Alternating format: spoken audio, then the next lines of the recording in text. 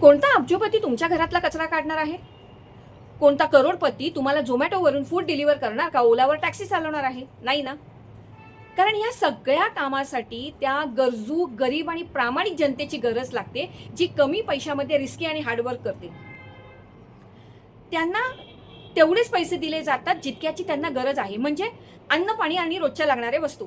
बरं, ह्याशिवाय cricket, politics, Bollywood इत्यादी या सगळ्या माध्यमातून जनतेला डिस्ट्रॅक्ट केलं जातं. म्हणजे ते गुंतून राहतील आणि काहीतरी मोठं करण्याचा विचार त्यांच्या मनाला शिवणार नाही. नियमित स्कूल किंवा कॉलेजला जाऊन तोच 20 वर्षापूर्वीचा सिलेबस वाचून रात्री एखादा मोटिवेशन व्हिडिओ बघून झोपत असाल तर ह्याला अचीवमेंट म्हणत नाही.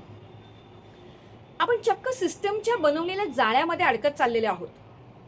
आणि जर या जाळ्यातून बाहेर निघायचं असेल तर एखादी अद्भुत स्किल शिका, आगळा वेगळा इतिहास घडवा.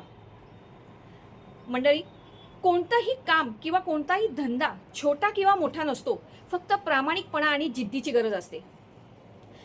म्हणजे आपल्याला हा सो कॉल्ड मिडल क्लासचा टॅग कायम स्वरूपी आपल्या आयुष्यातून खोडून टाकता येईल. जय हिंद.